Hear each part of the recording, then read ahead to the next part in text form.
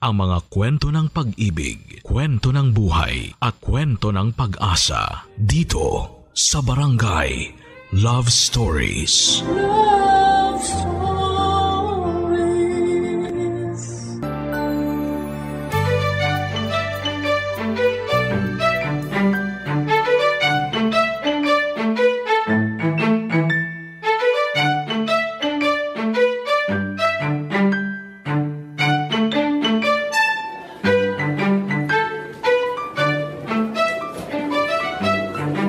Hello, Aubrey. Hello, Aubrey. Hi, Lex. Hi, Gio. Nauna na ako. Bakit sisingit ka pa? Nauna ka? Paano mo nasabi? Nauna na ako nag-hi.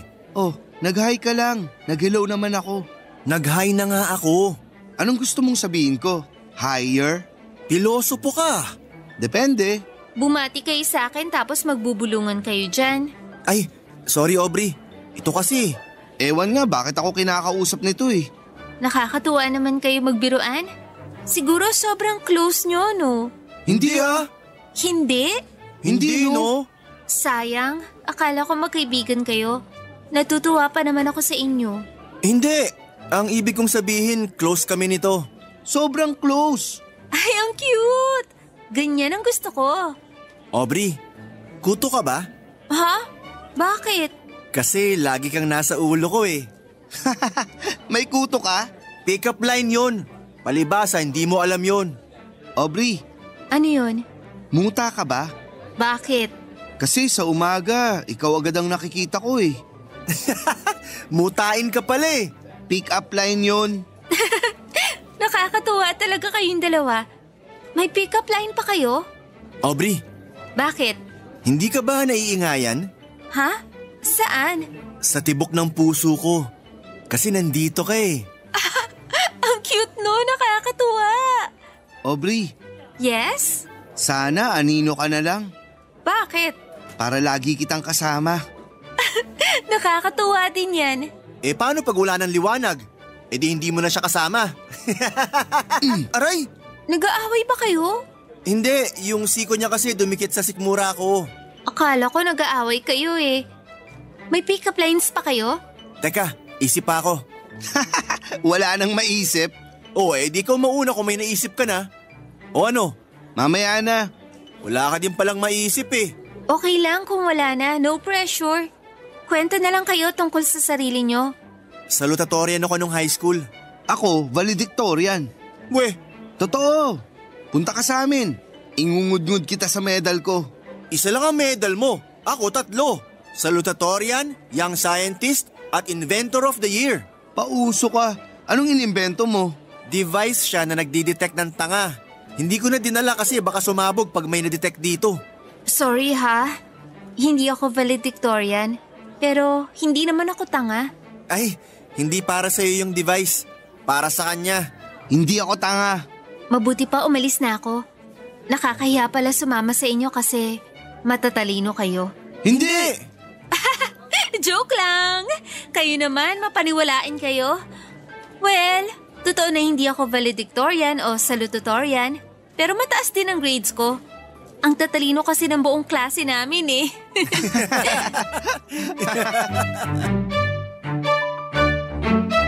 Papadudot kahit ganon kabait sa amin si Aubrey ay halata ko pa din na mas magaan ang loob niya kay Gio. Ewan nga po, parang mas may appeal kay Aubrey yung mayabang. Pero kahit po ganoon ay hindi ako nang hihina ang loob para pumorma pa din kay Aubrey. Kasi malay ko naman po na baka kaya ganon si Aubrey kay Gio ay parang kapatid ang feelings niya para dito. Pero syempre pinalalakas ko lang po ang loob ko kaya iyon ang iniisip ko. Kaya sa lahat-lahat ng ginagawa namin ay para kaming nagpapaligsahan kapag kaharap na si Aubrey. Mula sa pick-up lines, jokes, achievements, pati sa sports, papadudot, alam mo naman kung gaano ka pisikal na sport ang basketball, kaya si Gio po ay masyadong pinangahawakan ng pagiging pisikal. Konting kilos ay nauuna agad ang siko niya. Minsan nga ay naiisip ko na baka nasa siko ang utak ni Gio. Kasi ang bilis mag-isip eh. Alam agad kung paanong mananakit. Pero dahil bago nga kami doon ay wala pa kaming nabubuong mga samahan sa mga ibang estudyante. Kaya wala pa kaming mga kaalyado para kumampi sa isa man sa amin. Kaya ang away namin ay nananatiling sa amin lang po talaga, Papa Dudut.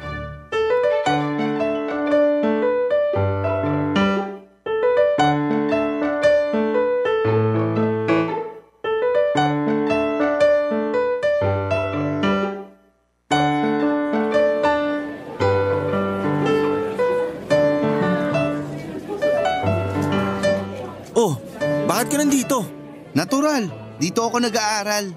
Ang laki ng eskwelahan. Bakit dito ka pa pupunta? Bakit ba? Bawal ba dito? Meeting place namin ni Aubrey to. Meeting place? Anong nakakatawa? Yung ilusyon mo parang nagsasebo na sa utak mo. Hindi nyo to meeting place. Tambayan to ni Aubrey at hindi ka kasama dun. O bakit? Ikaw, kasama ka? Natural, may understanding na kami. Understanding in Tagalog ay pagkakaintindihan. Paano magiging understanding kung hindi mo naiintindihan na hindi ka niya gusto? Wow! So ikaw ang gusto niya? Ayoko na lang magsalita. Wag talaga, kasi lolokohin mo lang ang sarili mo. Napakayabang mo. Kasi may pagyayabang ako. Sa itsura na lang oh. Kung wala akong itsura, hindi ako magiging consistent escort ng eskwelahan namin nung high school. Naging junior at senior prom king din ako. Lahat ng Santa Cruzan, Flores de Mayo at kung ano-ano pang pwedeng kunin akong escort, kinukuha ako. Walang palya. Kaya pala mukhang pagod ka. Mas mukha ka kayang pagod. Natural. Subsub ako sa pag-aaral eh. Ah, sa pag-aaral ka ba na subsob? Kala ko sa ano eh. Saan? Never mind. Hindi kami nakikipagtalo sa hindi namin ka-level. Wow! Ano naman kayang level yan? Wag na, kasi hindi mo naman kayang abutin. Paano ko aabutin ang nasa ilalim ko? Alam mo, namimilit ka na rin lang eh. Sige, ipagyayabang ko na para mapahiya ka. Ah, hindi ka pa pala nagyayabang? Natural, hindi. Nakakatakot ah. Talagang dapat kang matakot. Sige na, magyabang ka na. Una, hindi kita ka-level kasi mayaman kami. Hindi ko iyayabang ang yaman namin. 10 hektaryang lupain. Dito pa lang sa lugar natin ah. Iba pa yung mga nasa ibang lugar. Mas malawak ang lupain namin. Hindi ko na lang sasabihin kung ano ang eksaktong sukat. Baka malula ka. Sasabihin ko na lang na 11 hektarya. Nakakalula na yon. Yung bahay namin nakita mo na ba? Baka akalain mo nasa Disneyland ka. Baka kung makita mo ang bahay namin, akalain mo nasa Inglaterra ka. Inglaterra? Baka sinasabi mo lang yan kasi Inggetera ka. Hindi ko papatulan yung cheap joke mo. Kasi talo ka na. Anong talo? Mas malalaki ang pag-aari namin. Yung coaching sumusundo sa akin, nakita mo? Inggit ka, no? Sinusundo ka? Oo. Wala kang sariling kotse? Bakit ikaw? May sarili kang kotse? Meron. Oh, sorry ka. Wala ka naman sariling driver. Dahil gusto ko ako mag-drive. Sorry, sa iba ka na mag-apply. May driver na kami. Sira ulo ka. Hindi ako nag-a-apply. Malay ko ba? Asyumero ka kasi. Ina-assume mo na may gusto sa'yo si Aubrey. Iba yung ina-assume sa sure na. Kita mo na. Feel-am ka pa. Hindi ako feel-am. Feel-am ka. Feelingerong ambisyoso. Inggit ka lang. So tanggap mo na feel-am ka? Hindi. Pero tanggap ko na naiinggit ka sa itsura, talino at yaman ko. Uy, huwag mo masyadong sabihin yan. Bakit? Baka mamaya paniwalaan mo na totoo ang sinasabi mo. I will not stoop down to your level. Hindi talaga. Kung yung level ko, above you. Ano bang gusto mo? Away? Oo sana kaso nakakatamad. Oh, anong gusto mo? Magkasundo tayo. Na may the best man win. Sige, payag ako. Kanya-kanya tayo. Walang siraan. Deal! So, sino ang unang dadalaw kay Aubrey? Bato ba topic? Bato pick? Paano ba yan? Una ako. Walang problema. Basta yung pinag-usapan ha. Papa Dudut, kahit ayaw ko ay napilitan akong makipag-deal para hindi na lamang kami laging nag-iiringan. Kasi para lang kaming tanga. Dahil ayaw naman naming mag-away ng pisikal kasi ayaw naming parehong magkaroon ng bad record sa eskwelahan. Dinadaan niya na lamang sa basketball ang pamimisikal. Kaso hindi ako makaganti kasi magaling talaga siya. Hindi naman siya magaling mag-basketball pero ang husay niyang maniko. Kaya nagkasundo na nga lang po kami sa pangakong magiging parehas. Walang siraan pero syempre po ay duda ako sa kanya na tutupad siya sa usapan. Ang nakakainis pa po Papa Dudut ay bato-bato pick na nga, talo pa ako. Kaya siya tuloy ang unang dadalaw kay Aubrey, natatakot po ako na maungusan niya. Alam ko naman pong malakas ang laban ko pero paano po kung gamitan niya ako ng mga ninja moves? Siyempre po masisiraan ako ng pasimple. Pasensya ka na po sa akin Papa Dudut. Hindi naman po ako insecure pero mahirap na po kasi. Sinabi ko sa sarili ko na kahit Papa Dudut na isang beses lang mag-stalk ako ay gagawin ko. Sa unang pagpunta ni Gio kila Aubrey ay gusto kong malaman kung ano ang pag-uusapan nila. Kaya naman gumawa po ako ng paraan para malaman ang mga detalye ng gagawin niyang panliligaw. Barangay Love Stories. Barangay Love Stories. Papa Dudut, masyado ata akong paranoid. Kasi mula nung matapos ang usapan namin ni Gio, parang palagi kong tinitingnan ang mga kilos niya. Baka kasi mabasa ko at least alam kong i-counterpart. Kada pagpaplano ni Gio ay nagpaplano din po ako. Nagpaplano ako kung paano ko maririnig ang usapan nila ni Aubrey. Kaya nung araw na dadalaw si Gio kay Aubrey ay lihim ko siyang sinundan. Pinagmamasdan at pinag-aaralan ko ang bawat kilos niya. Hanggang sa makarating siya sa bahay nila Aubrey at kitang-kita ko noong nag-doorbell siya at mas kitang-kita ko noong si Aubrey mismo ang nagbukas ng gate at pinapasok siya. Yun pa lang ay mamatay-matay na ako sa selos, Papa Dudut. Kaya pagkasarado ng gate ay sinipat ko kaagad sa siwang ng gate kung ano ang gagawin nila. Kung saan sila pupunta at nakita kong doon lang sila naupo sa isang maliit na kubo sa loob ng bakuran nila Aubrey. Noong makita kong nasa kubo sila, nadagdagan na naman ang selos ko. Kaya gumawa ako ng paraan noon. Malayo sila sa gate, doon sa pinapwestuhan nila ay masyadong makapalang pader kaya hindi ko sila madidinig. Tiningnan ko at aakyatin ko sana ang pader kasi masyado namang mataas.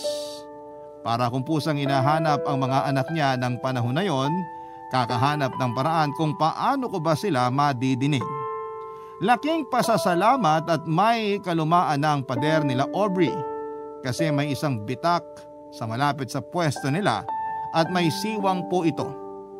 Pilit kong itinapat ang tenga ko sa siwang at mas pinilit kong makinig. Pakiramdam ko noon ay may kapangyarihan ng tenga ko, Papa Dudut.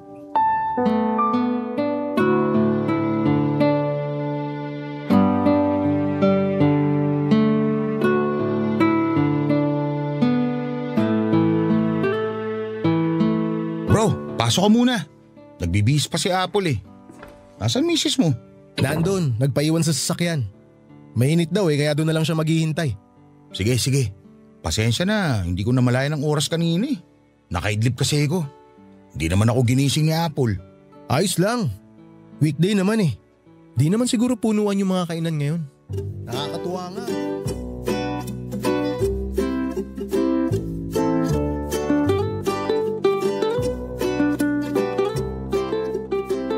Hi Aubrey! Oh, nag-hi ka na sa akin sa gate ah. Siyempre iba yung dalawa na lang tayo. Dalawa lang naman tayo kanina pa.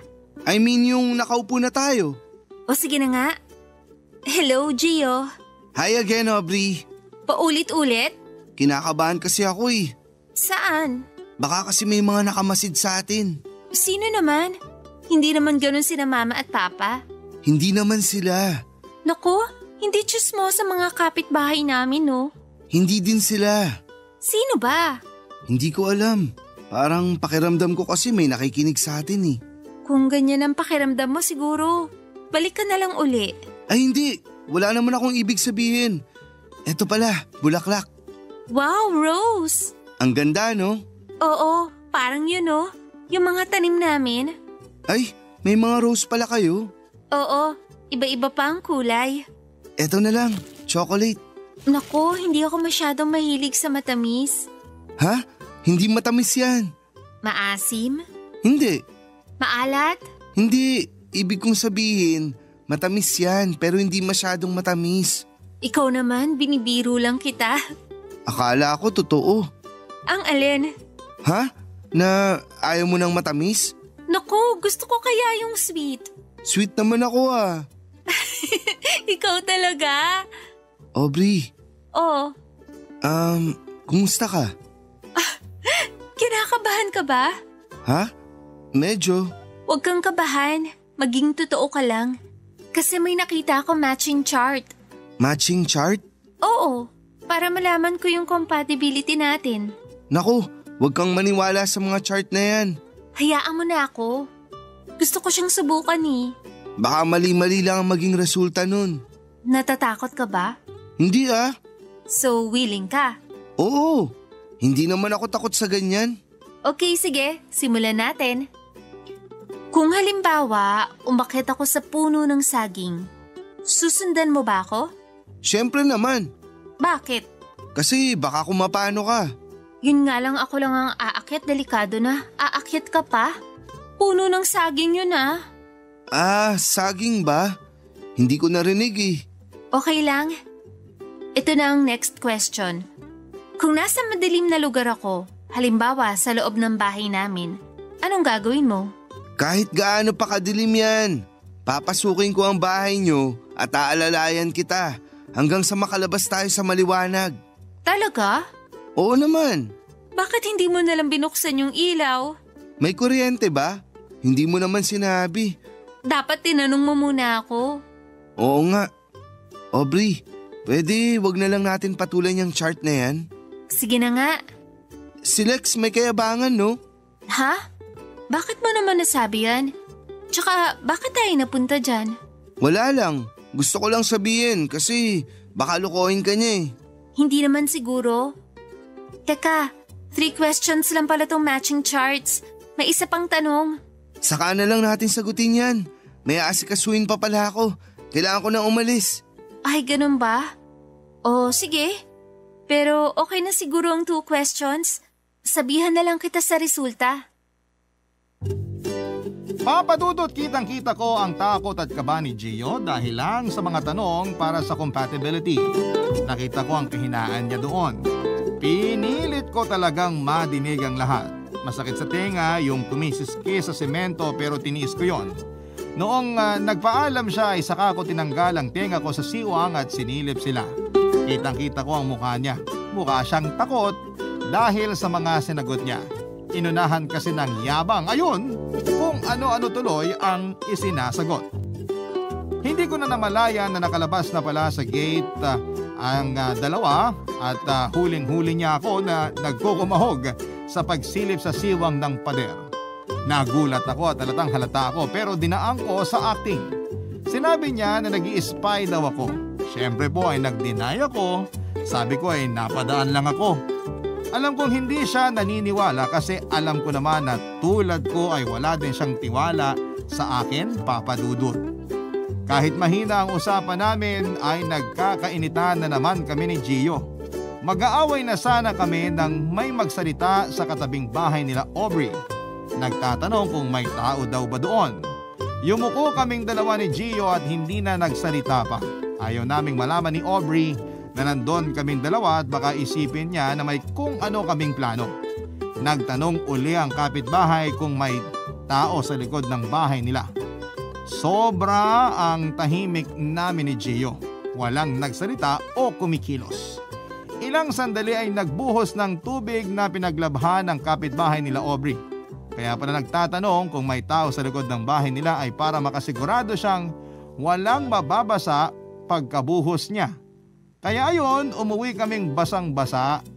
Ang konsuelo na lamang sa akin ay hindi lang ako ang nabasa kundi dalawa kami ni Gio, Papa Dudut.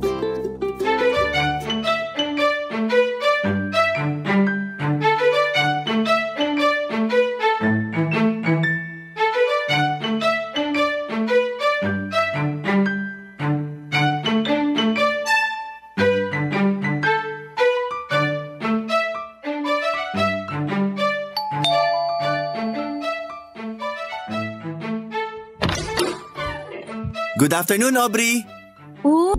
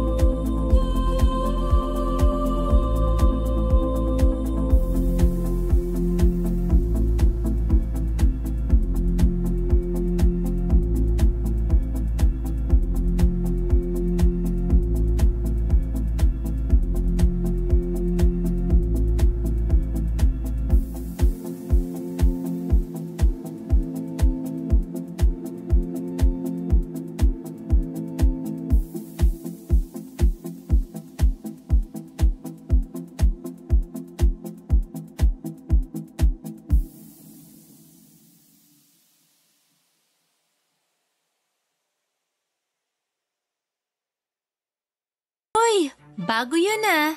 Ang alin? Yung opening greetings mo. Bakit? Mula kasi nung makilala kita palaging, Hi Aubrey ang umpisa mo. Oo. Ganun ako. Ano? Anong ano? Sabi mo ganun ka. Ano ka? Ibig kong sabihin, ayoko nang palaging pareho ang lahat. Inconsistent ka. Oo! Ay, hindi. Ibig kong sabihin, kalimutan na nga natin. Oo, binibiro lang kita. Pero iba ka kay Gio ha? Iba? Parang mas relax ka. Puro yabang kasi. Ano? Sabi ko, eto sunflower. Wala kayong tanim na ganyan. Paano mo nalaman? Ngayon ka lang naman nakapasok dito sa amin. Sinilip ko. Sinilip? Ha? Sabi ko, nakita ko sa sleep ko. Habang tulog. Astral projection? Oo. Okay. So, okay ka din sa mga compatibility question? Pinaghandaan ko yan. Pinaghandaan? I mean, may dala akong pasta. Handa ko yan.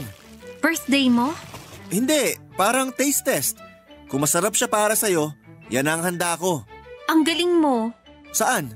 Magpalusot. Anong ibig mong sabihin? Wala. Tara, simulan natin ang mga question. Sige.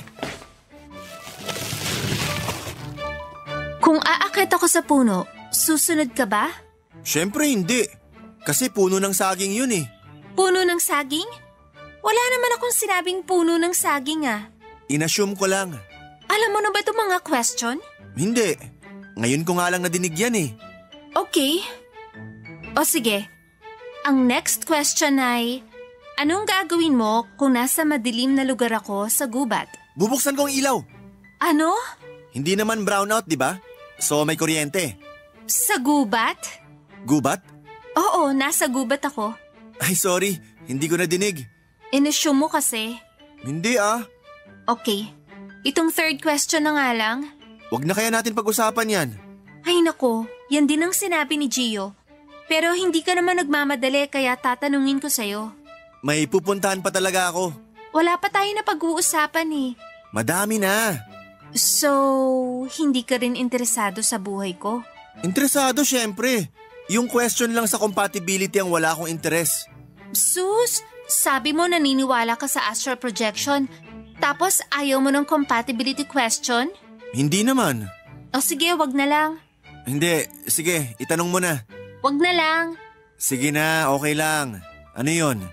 Kung hinahabol ka ng leon, tapos sa kanan may ilog, pwede kang lumangoy para makaligtas. Kaso may mga buwaya. Sa kaliwa naman, may mataas na puno. Pwede mong akyatin para makaligtas ka. Kaso yung puno, puro ahas na makamandag. Saan ka pupunta? Makikipagsapalaran na lang ako sa leon. Feeling ko may laban pa ako kesa sa buhay at ahas na makamandag.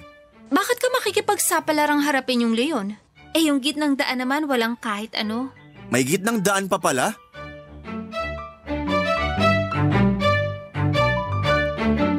Pahiyang-pahiya ako, Papa Dudut. Nauna ata yung yabang ko o nauna yung pandaraya ko kaya mali-mali ang mga naisagot ko. Hindi lang pala 3 yung tanong. Ang dami ng tanong at lahat ay mali ang sagot ko. Parang wala kaming compatibility ni Aubrey, Papa Dudut. Pero sabi niya naman na hindi sa tama o maling sagot malalaman kung compatible kami o hindi. Kaya lumakas muli ang loob ko. Pero syempre deep inside ay pahiya talaga ako. Ayaw ko lang ipahalata. Yun na lang ang lamang ko kay Gio. Kasi siya pahiyang-pahiya at tinakbuhan pa niya yung tanong. Ako naman ay hinarap ko hanggang sa makapagpaalam na ako. Tapos paglabas ko ay nandun naman si Gio sa eksaktong lugar na pwenestuhan ko noong nahuli niya ako. Doon sa may siwang na pader. Ibig sabihin ay nakikinig siya sa usapan namin ni Aubrey, Papa Dudut. Inunahan ko siya ng galit, Papa Dudut. Pinagsabihan ko siya kung bakit siya nakikinig. Kaso, ibinalik niya sa akin. Dahil nahuli niya din naman ako na nakikinig sa kanila. Galit siya na sinabing dinig na dinig niya daw na sinisiraan ko siya. Kaya naman ibinalik ko sa kanya ang bintang niya. Na nadinig ko din naman na sinisiraan niya ako. Gumanti lang ako. Nag-elevate na naman ang sagutan namin, papunta na naman kami sa away nang biglang magsalita na naman ang kapitbahay nila Aubrey. Nagtanong kung may tao daw ba sa likod. Dahil ayaw na naming mabasa ay mabilis kaming sumagot ng meron po. Kasi biglang nagalit yung kapitbahay nila na bakit daw kami nandoon sa ganong oras. Magnanakaw daw kami. Nagsisigaw siya kaya nagtatakbo kami, Papa Dudut. Barangay Love Stories. Barangay Love Stories. Napakamalas ko talaga, Papa Dudut, pagkasama ko si Gio. Nadadamay ako sa kamalasan niya. Mabilis palang tumakbo si Gio pero mabuti na lamang ay mabilis din akong tumakbo. Kundi maiiwan niya ako at baka ako lang ang makita ng kapitbahay nila Aubrey. Kinabukasan po ay Sabado, wala kaming pasok kaya siguradong nasa bahay si Aubrey. Hindi na ako nagsayang ng oras at nagpunta ako kina Aubrey. Papa Dudut, may sa impacto ata itong si Gio kasi nandun din siya ng ganon kaaga. Siyempre, as expected ay nag-iringan na naman kami. Nagtulakan pa kami sa pagpindot ng doorbell nila Aubrey. Pero iba ang lumabas. Kung sa bagay, hindi naman alam ni Aubrey na dadalaw ako. Kaya magtatanong sana ako kung nasaan si Aubrey kaso inunahan ako nung mayabang. Sabi nung kasambahay nila na nasa park daw si Aubrey kasama ang mga kaibigan niya. Hindi na kami nakapagpaalam sa kausap namin dahil nag-unahan na kaming tumakbo papunta sa parke. Mas mabilis pa kami kesa noong gabing napagkamalang kaming magnanakaw. Hindi ako nagpatalo kaya sabay na sabay kaming nakarating sa park patakbo kay Aubrey. Pawis na pawis kami pero wala na kaming pakialam.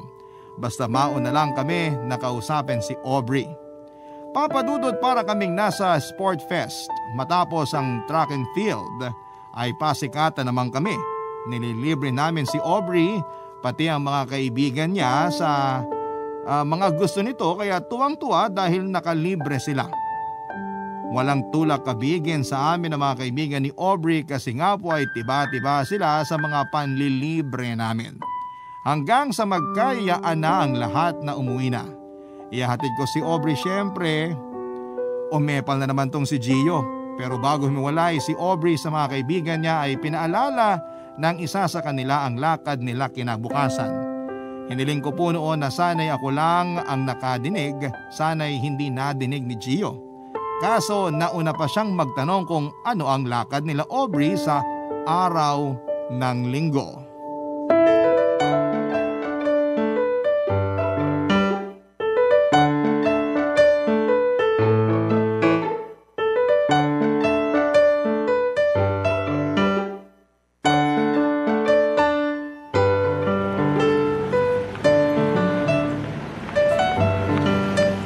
Saan kayo pupunta bukas? Bakit ba nakikialam ka? Ikaw ba kausap ko? Kasi pakialamero ka eh. Oh, pag-aawayin niyo ba yan? Ako ayoko ng away. Ayaw mo? Eh ang lakas mo nga maniko sa basketball eh. Anong kinalaman ng basketball dito? Wala. Pero yung paniniko mo ang pinagsisimulan ng away. Kailan ako napaaway sa paniniko ko? Kasi ako lagi ang sinisiko mo. Inaway ba kita? Natural hindi. Kasi ikaw ang nakasakit. Tama na nga yan. Pasensya ka na dyan ha. Spokesperson ba kita? Ano ba? Iiwan ko kayo. Oh, tumigil ka na kasi. Lakas mo magturo ah. Ay nako, dyan na nga kayo. Sandali. Hindi na kami mag-aaway. Oh, magyakapan kayo. Ha? Ayaw nyo? Actually okay naman kami. No need para magyakapan. Pwes aalis na ako. Magyayakapan na. Go! Aray ko, manda ka mamaya. Ikaw nga ang malakas ang hampas eh. Ano, okay na kayo? Okay na kami. Good. Tara na. Hindi mo pa nasasagot yung tanong ko. Actually, tanong ko yon. Inunahan lang niya ako. Bakit pati tanong ko aangkinin mo? Ay nako! Hindi na, sige na. Tanong niya na yon. Tanong lang pag-aawayan pa? Anong sagot? Wala yon. May pupuntahan lang kami. Saan? Diyan lang. Nakasanayan na kasi namin na magkita-kita kapag Sabado sa park. At pag Linggo, saan naman kayo nagkikita-kita? Diyan lang. Saan? Bakit ba interesado kayo? Sasama ako. Teka sandali. Sino nag-imbita sa inyo? Ha? Ayan kasi. Anong ayan kasi? Ikaw din sinabi mo sasama ka. Sino nag-invite? Sorry, nabigla lang ako. Ako din. Bakit ka ba nanggagaya? Bakit? Ikaw lang ba ang pwede mabigla? Naku, ayan na naman. O siya, sasabihin ko na. Tuwing Linggo, nagpupunta kami sa ilog para maligo at mag-picnic. Sama ako. Ano? I mean, pwede bang sumama? Ako din. Bakit sasama ka? Wala ka bang ibang lakad? Eh di ikaw gumawa ng ibang lakad. Basta ako sasama. Tama na. Sige na, sumama na kayong dalawa. Ang kukulit nyo. Okay na sana, kaso may kasamang bangus. Kaya ng hito ang tubig sa ilog? Kung mag-aaway kayo, wag na kayong sumama. Okay kami. Good. Sa amin magkikita-kita alas 5 ng umaga. Okay? Tara na. Kinabukasan, Papa Dudut, ay hindi naman ako excited kasi nauna po ako sa mga kaibigan ni Aubrey na makarating sa kanila. Kaso may mas excited pa pala sa akin. Nandun na si Gio, nakaupo sa harapan ng gate nila Aubrey. Ewan nga, doon na ata natulog yung mayabang na yon. Gaya ng inaasahan ay nag-iringan na naman kami. Lalo na dalawa lamang kami. Kaya pagalingan na naman kaming mang-asar. Ang catch ay pareho kaming pikon. Ayun, naabutan na naman kami ni Aubrey na nag-aaway saktong pagbukas niya ng gate. Sinabihan na naman kami na hindi isasama kapag nag-away pa. Para kami mga bata na bati na uli kaagad. Parating na daw ang jeep na inarkila. Nagyabang kaagad si Gio na bakit nag-arkila pa. May coaster naman daw sila. Sobrang inis ko. Kaya kahit na wala kami ay sinabi ko na may bus kami. Sabi ni Aubrey na mas gusto raw niya ang jeep para mas ramdam niya ang biyahe papuntang ilog. Kaya nanahimik na lamang kami. Kasi hindi naman pareho na kayang kontrahin namin itong si Aubrey. Dumating ang jeep at nagdatingan na din ang mga kaibigan ni Aubrey. Bumiyahe agad kami papunta sa ilog. Papa Dudut, walang ni isa sa amin ni Gio ang nakatabi si Aubrey kasi doon niya kami pinaupo pareho sa harapan katabi ng driver. Nakarating kami ng matiwasay sa ilog.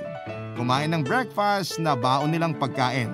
Saka ako nagaya na maglakad kami ni Aubrey kaso'y naunahan na pala ako ni Gio na magsabi kay Aubrey. Papa Dudut, syempre may away na namang sumiklab sa pagitan namin ni Gio. Sa inis ni Aubrey ay sinabihan niya kami na wala siyang sasamahan kahit na sino sa amin. Kung gusto daw namin ay kami na ang sumama sa kanya. Kaya ayon, magkakasama pa din kaming tatlo na naglalakad noon, Papa Dudut.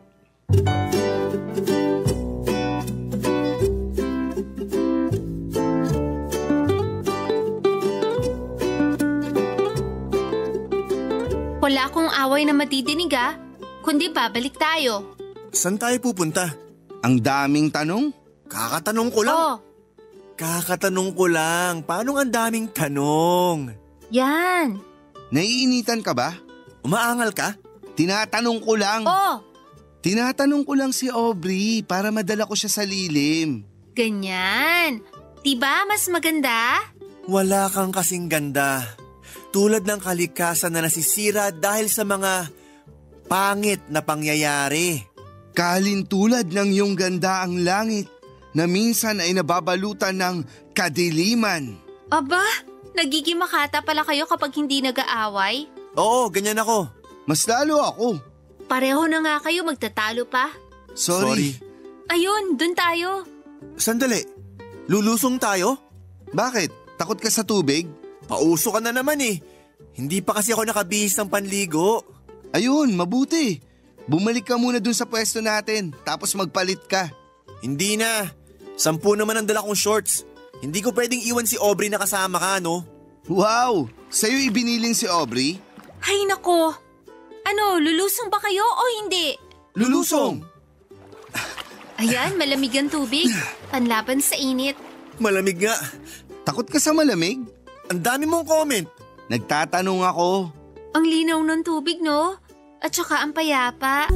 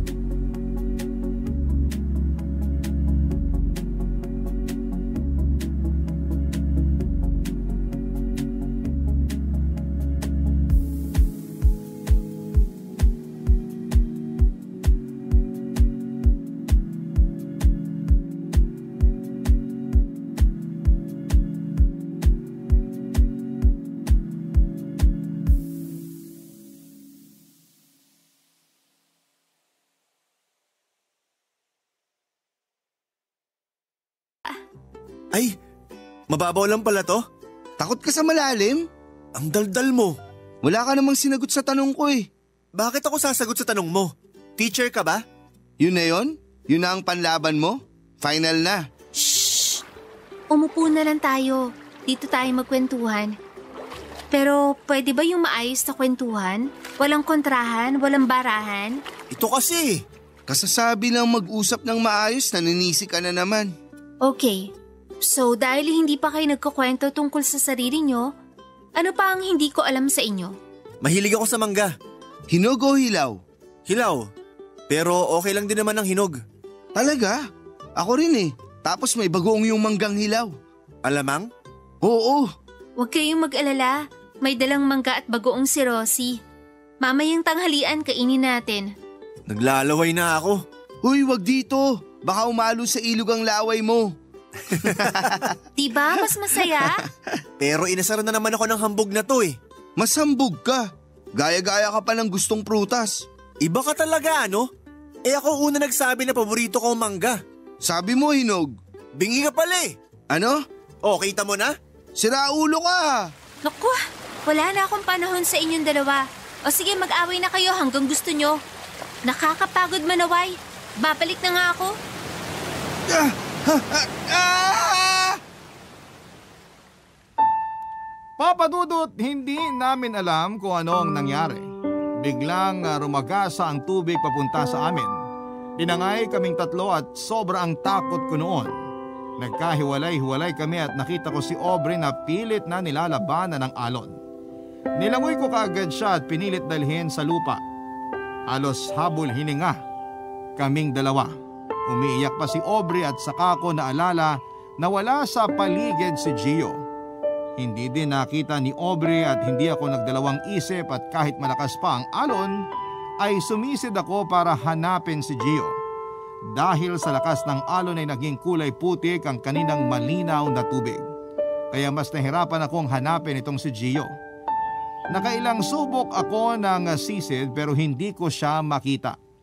Isang subok pa ay nagpapasalamat ako at nahila ko si Gio mula sa ilalim. Pero hindi pa tapos ang kalbaryo dahil parang hindi na humihinga itong si Gio nang maiahon ko sa tubig. Mabuti na lamang at marunong ako ng CPR. Ilang sandali ay natauhan si Gio, nakaligtas siya sa muntik ng kamatayan. Dumating ang mga kaibigan ni Aubrey at tinulungan kami dahil hinang-hina kami sa mga nangyari. Nakita pala nila ang pagragasa ng tubig papunta kung nasaan kami, kaya nagmadali silang puntahan kami. Ayaw naming maalala ang araw na yon. Sa isang taon ang lumipas ay nanatili kaming magkaibigan ni Aubrey. Opo, Papa Dudut, naging magkaibigan lang kami. Hindi po ako ang nagustuhan niya. Kami naman ni Gio ay naging matalik na magkaibigan. Nagtatalo pa din minsan pero sobra ang naging pagkakaibigan namin. Lalo na si Gio na sobra-sobra din ang pasasalamat sa akin. Pero si Gio at Aubrey ay naging magkaibigan lang din.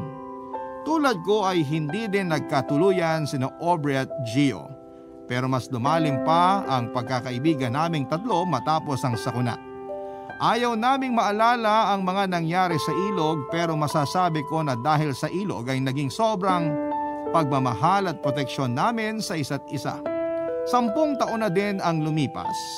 Ang una pong nakapag-asawa sa aming tatlo ay si Aubrey. May anak din sila at kahit sobrang close naming tatlo ay walang selos na nagaganap sa asawa ni Aubrey. Kami naman ni Gio ay pareho ng may girlfriend at nagbabalak na ring magpakasal. Pinag-uusapan namin ang pagkakaroon ng double wedding, Papa Dudut.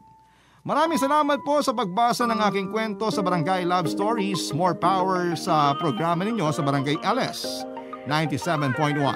Ang inyong forever kapuso at ka-barangay, Lex. Nagustuhan ng iyong napakinggan? Ituloy yan via live stream sa www.gmanetwork.com/radio. Barangay LS 97.1 forever.